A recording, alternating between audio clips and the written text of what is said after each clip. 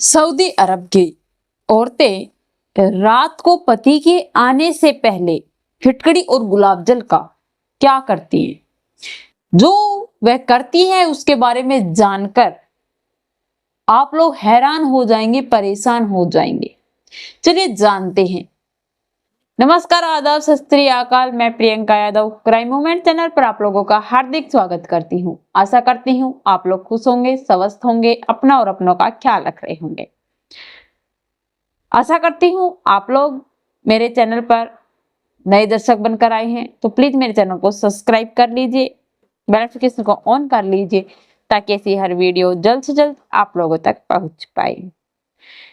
एक सऊदी अरब की औरत अपने पति के साथ रहती थी और हमारे देश से एक लड़का जिसका नाम रोहित था। रोहित अपने एक दोस्त से बात करता है जो सऊदी अरब में रहता था और वहां पर नौकरी कर रहा था। उसने सुना था कि वहां पर नौकरी करने वालों को अच्छी खासी सैलरी मिल जाती है। कुछ से ये भी सुना था कि वहां जाकर गाय नहीं बकरी चराई जाती हैं जिनको काम नहीं मिल पाता। पक्के यकीन के साथ नहीं कहा जा सकता था कि सभी को काम मिले, लेकिन हाँ, जो रोहित था उसे कार चलाना बहुत अच्छे से आता था, ड्राइविंग लाइसेंस भी था।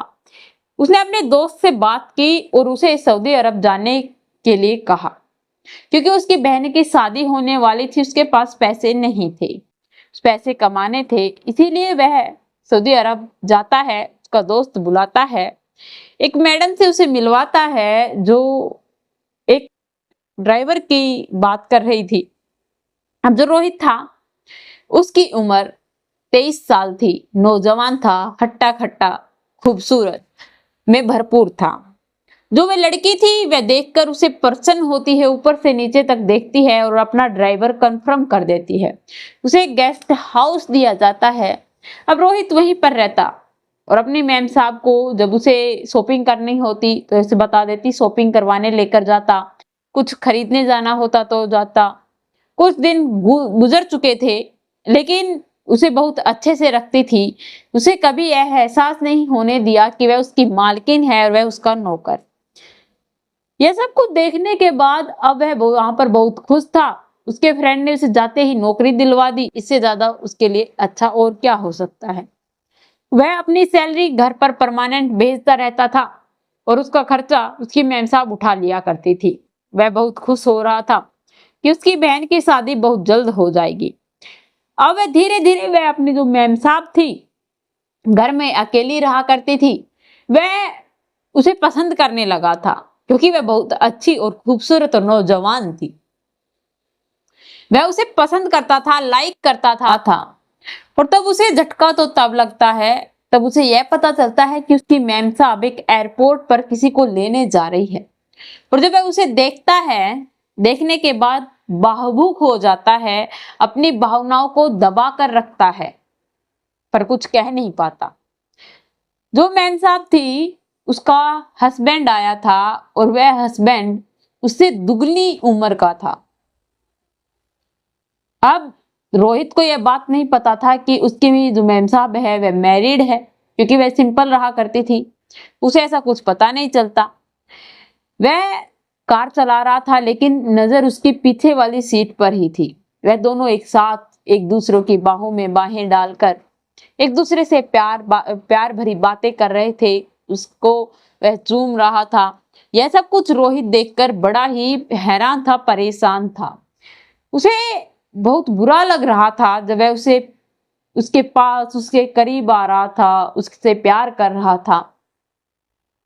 उसे भी ये बात का नहीं पता था कि आखिरकार उसे क्या फील हो रहा है, वह ऐसा महसूस क्यों कर रहा है। तो दोस्तों, जो रोहित था वह जैसे तैसे कर उन्हें घर छोड़ता है और अपने गेस्ट रूम जो उसका था वहां पर चला जाता है। वहां पर जाने के बाद वह वही बातें फिर से सोचने लगता है। सुबह वह अपनी मैम साहब के पास जाता है। जाने के बाद कहता है कि मैम साहब, आपको कहीं घूमने जाना है क्या? वह यह बात पूछ रहा था लेकिन जो उसका मालिक था वह उसको अपनी बाहों में बाहें डालकर बैठा रखा था। उसकी मैम साहब कहती है कि प्लीज आप मुझे छोड़िए, नौकरों के सामने ये सब कुछ नहीं करना चाहिए। तो जो मालिक था वह कहता है कि नौकर नौकर हमारे ही हैं, दूसरों के नहीं। यह हमारी बाहर जाकर क्या बुराई करेंगे, और वैसे भी हम दोनों पति पत्नी हैं, कुछ भी कर सकते हैं। अब यह सब कुछ सुनने के बाद वह हैरान थे, परेशान थे कि आखिरकार हमारा मालिक हमारे ही सामने हमारी मैडम के साथ ये सब कुछ क्यों कर सकता है। जो ये रिश्ता है यह चार दीवारी का है, ये सब कुछ हमें चार दीवारी के भीतर ही करना चाहिए। लेकिन ये लोग हैं जो कि बाहर सभी समाज के अंदर कर रहे हैं, लेकिन उसे कुछ समझ नहीं आता। सुबह उसकी मैम साहब उसके पास आती है और कहती है कि रोहित एक बार यहाँ पर आओ, मुझे तुमसे कुछ काम है। और उसे एक पर्ची थमा देती है और कहती है कि जिस मेडिकल पर मैं जाती हूँ वहां पर जाना और वहां से कहना कि हमारी मैम साहब, उसने मेरा नाम बताना और कहना कि एक बोतल गुलाब जल और एक फटकड़ी जितनी मैं लेती हूँ उसकी से डबल क्वांटिटी में दे दे।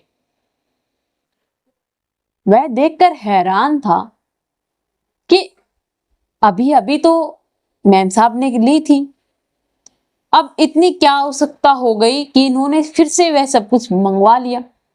वह इस बात को जानने के लिए उत्साहित हो रहा था कि मैं किससे पूछूं, किससे जानूं, लेकिन उसे बताने वाला कोई नहीं मिलता। ड्राइवर जो और थे उनसे पूछताछ करता है, दुकान वाले से भी पूछताछ करता है, उसका जो दोस्त था उससे भी पूछताछ करता है, लेकिन वह कहते हैं कि यह सब कुछ हमारे रूल के खिलाफ है, हम ये सब कुछ नहीं बता सकते।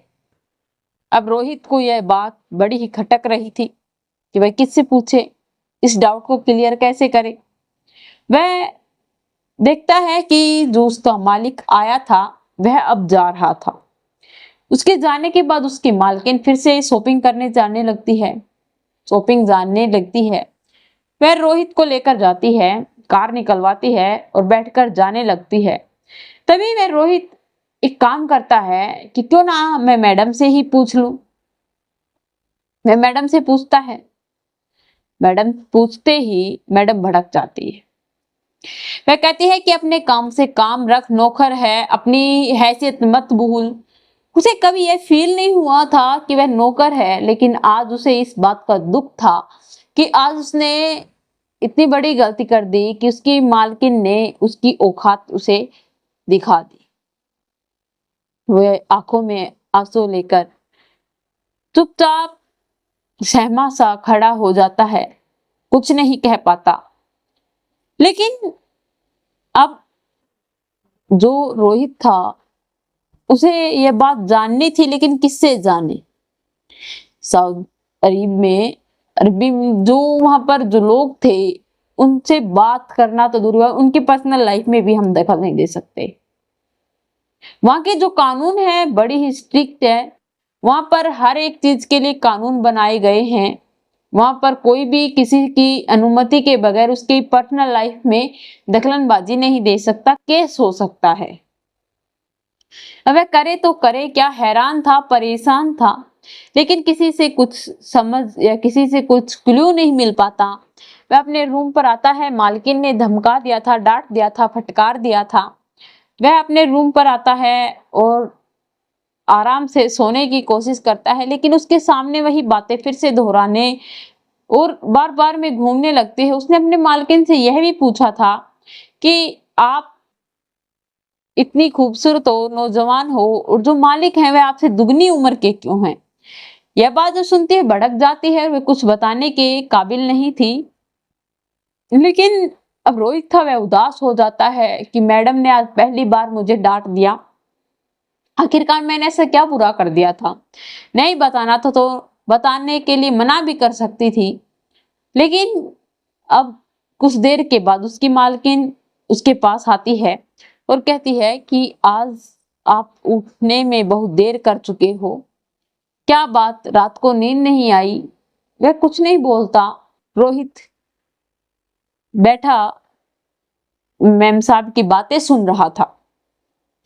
जो मैम साहब थी वे कहती है कि रोहित, तुम मेरी बातों का बुरा मत मानना, तुम्हें जानना है ना कि मैं अपने पति से इतनी छोटी क्यों हूँ। तो बताती है कि जब मैं छोटी सी थी मेरे माता पिता मुझे छोड़कर चले गए और मेरी जो माँ है वह एक अंग्रेजों की थी, अंग्रेजन थी। वह मुझे पाल पोस कर बड़ा किया और जो मेरी उम्र थी उससे पहले ही मुझे जवान कर दिया। कुछ ऐसी दवाइयां दी गई थी और मुझे जबरदस्ती एक ऐसे धंधे में धकेलने की कोशिश की गई थी। शायद उन्होंने मुझे इसीलिए पाल पोस कर इतना बड़ा किया था। कहते हैं कि इसलिए मुझे बड़ा किया था क्योंकि मैं आगे जाकर उनका एक मोहरा बन सकूं, पैसों का एक जरिया बन सकूं। वह देखते ही है और रोती भी है। तभी रोहित कहता है कि आखिरकार ऐसा उन लोगों ने क्या किया था और आपने फिर इनसे शादी क्यों की। वह बताती है कि मेरा जो पहला ग्राहक था वह यही थे, मुझे कोठे पर बेच दिया गया था और जो नई लड़की होती है, छोटी उम्र की होती है, उसकी सबसे ज्यादा बोली लगाई जाती है और इन्होंने मेरी सबसे ज्यादा बोली लगाई थी। और ये जब मेरे साथ कुछ करने की सोच रहे थे तभी मैंने इनसे एक बात कहा था कि मैं कुछ पाप नहीं करना चाहती, मुझे आगे जाकर जवाब देना है। यह सब कुछ कहकर मैं अपने जो ये तुम्हारे साहब हैं इनके सामने गिड़गिड़ाने लगी, लेकिन इन्होंने कहा कि मैंने पैसे दिए हैं तुम्हारी बकवास सुनने के लिए नहीं। तब मैंने इनसे वादा किया था कि आप मुझसे शादी कर लो, मैं पाप नहीं करना चाहती, अब जैसे मुझे रखोगे मैं आपके साथ रहने को तैयार हूँ, लेकिन मैं एक इंसान को ही अपनाना चाहती हूँ, किसी और को नहीं। तो तुम्हारे साहब ने मुझसे एक वादा किया करवाया था कि अगर तुमने कल मुझे छोड़ दिया तो। तब मैंने कहा था कि अगर मैं ऊपर वाले से डरती होंगी तो किसी इंसान को अपनाऊंगी नहीं, आपके अलावा मैं किसी के पास नहीं जाऊंगी। जो तुम्हारे साहब है इनकी एक पहले भी पत्नी है, इन्होंने फिर भी मुझसे शादी की और इनकी पत्नी ने मुझे स्वीकार नहीं किया। अब जो महीना है, महीने के अंदर 2 महीनों के अंदर न जाने कितने महीनों के अंदर कभी कभार यह आते हैं, वरना साल के अंदर एक बार आते हैं, 15 दिन तक मेरे पास रहते हैं और ये फिर से चले जाते हैं। और मैं इतनी शॉपिंग करती हूँ कि 15 दिन तक मैं नए नए कपड़े अपने पति की चॉइस के पहनती हूँ, उन्हें खुश करने की कोशिश करती हूँ, चाहे मैं खुश हूं या नहीं हूं।